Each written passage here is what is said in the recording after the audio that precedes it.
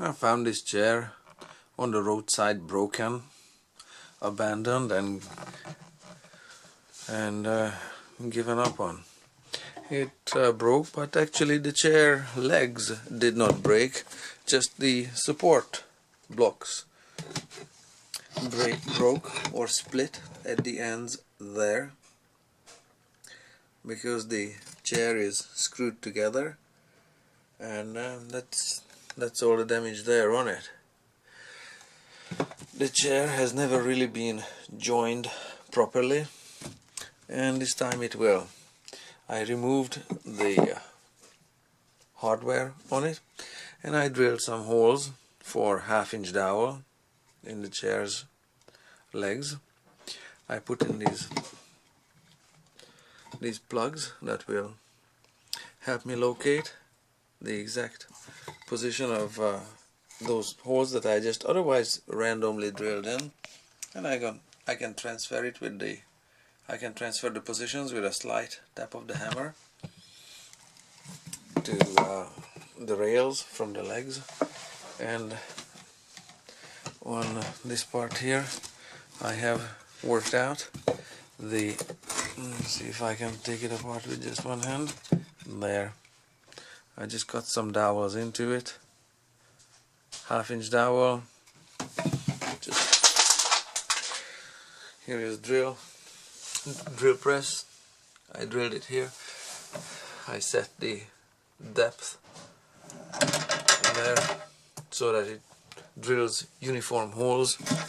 Here is a test block that was used to set it up, and that's how I drilled the holes in, and I'm good to go for gluing with one of these longer clamps.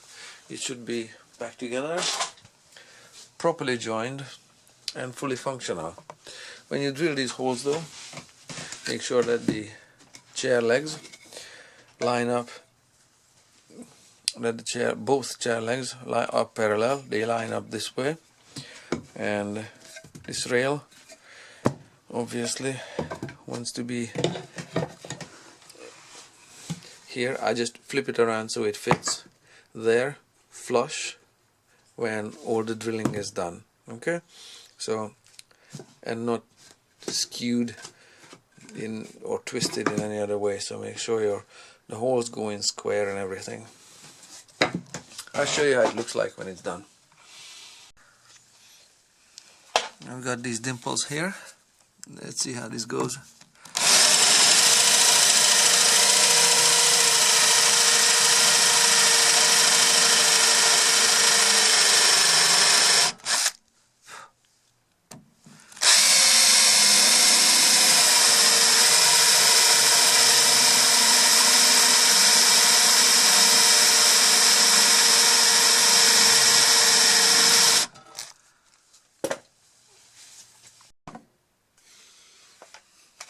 Alright, that looks good, and when it's clamped together it's gonna be nice and tight there, flush there. Same for the other side, looks nice and tight there and flush there, and the legs just happen to line up instead of, I'm just gonna take one apart, instead of being like so, which would be disastrous. So all I gotta do is put some glue in and clamp it up. I'll show you when it's done. Alright, let's put some glue in here.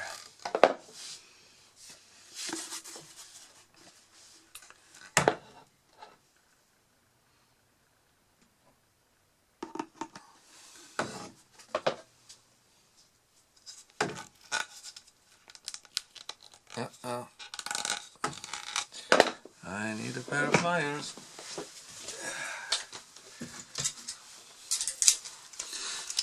Of course, there's always something when it's gluing time.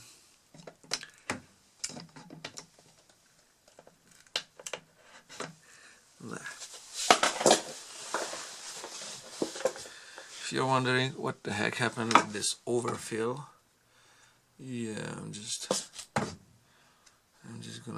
distribute it like so.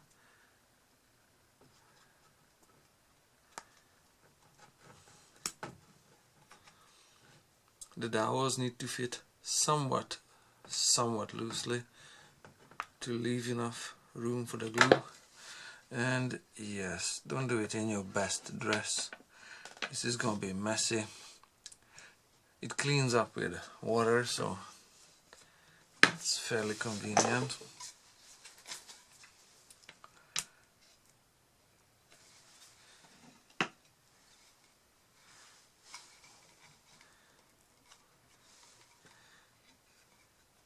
Of course, the glue bottle has a normal glue cap as well, but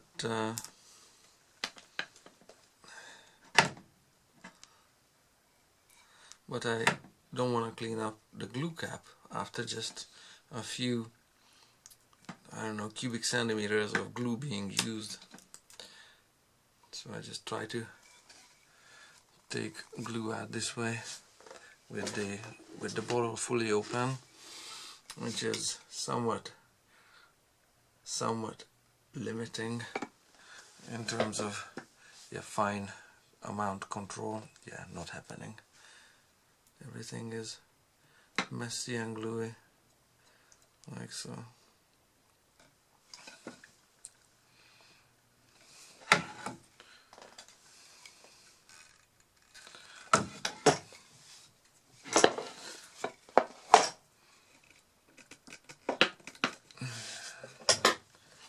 Alright.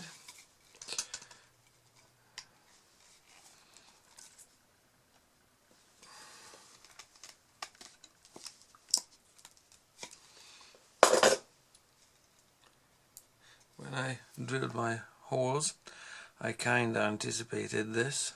That's why I made the holes in the leg intersecting. This hole here intersects with this one, and you can see the middle of it. Let me see, how do I do that with light showing? Well, I drilled it with a spade. It was a speed bore bit, and the center cone in the middle of the drill bit aligns the holes, and allows air and some glue to escape that way and seep out. There.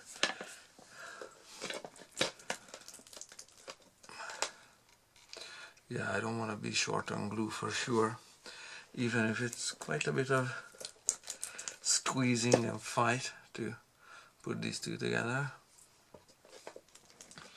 because glue is cheap, and I know I don't want to take it apart again, and I don't want it to fail on account of lack of glue. There, sure isn't short of glue there.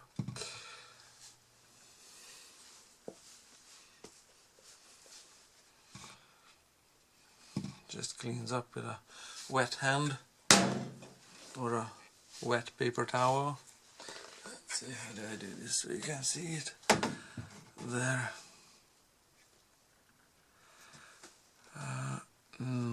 There, just see.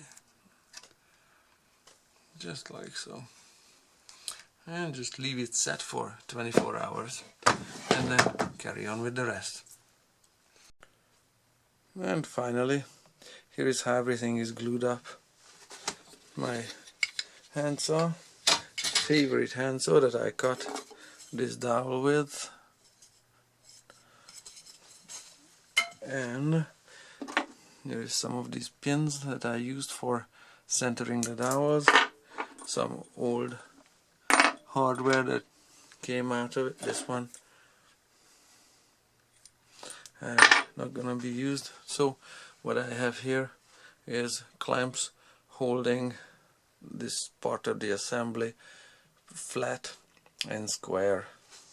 I usually like setting up my clamps symmetrically in pairs, so there's one there, one there, one there, and one there for the four corners. Yeah, the end of it is sticking in the camera, and there's two of them going this way, one of them with the handle going this way, the other one the handle going that way, so that they exert pressure on the two dowels that are in here going in that direction. One there, the other one there. Same idea on the opposite side. So take it apart in 24 hours. The chair legs turned out pretty nice from my clamping setup. Let's take a really close look at it. Yeah, that's pretty flawless, yes. Same on the other side. Yeah, no glue drips.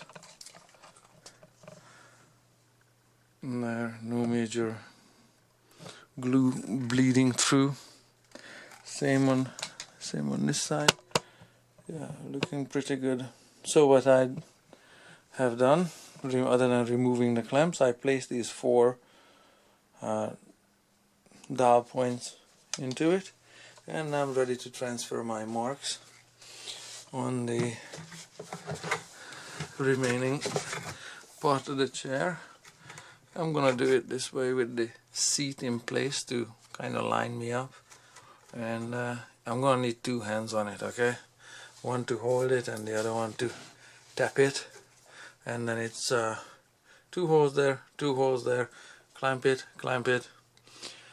and you also want to make sure that the 4 legs actually touch the ground all at the same time. So I'm going to flip it upside down too to transfer those marks, to make sure the 4 feet are all on the ground.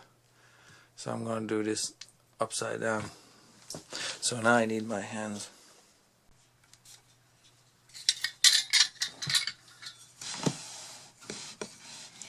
Yeah, custom fitting the dowels. So how about this long? This long looks good. I'll just cut it there.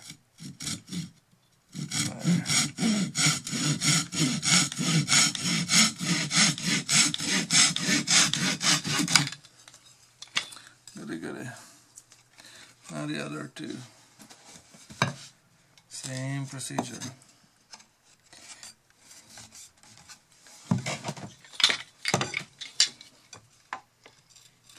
How about that long? That looks a little too long.